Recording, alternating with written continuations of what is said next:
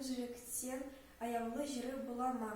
Біздің казактын жүректі кысы деген батыр кысы дегені, оның басқа жүректің қасиетін анықтап біле алмайды. Рақымдылық,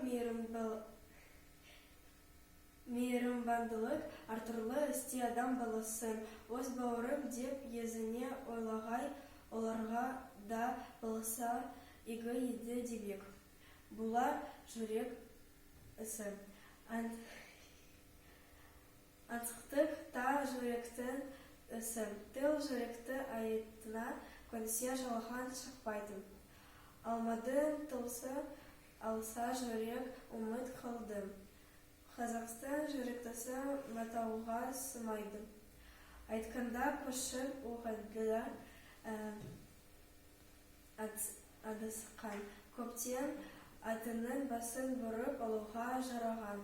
Әділетті ақыл мойындаған нәрсеге кейін да болса мойындау. Әділетті ақыл мойындаған нәрсеге оны да болса мойындау. Ерлік, батырлық осы болмаса Қазақтың ақтқан батыры аңшының жүйрікті емес қасқыр жүйрікті деген сөз. Қазақ та адам баласы ғой, көбі ақылсыздығынан атсайды. Ақылдың сөзін ұғып аларлық жүректе жігер, қайрат, байлаулықтың жоқынынан азады. Білімді білсе дерсіз қайратсыздығынан ескертмей ұстамақ кетеді.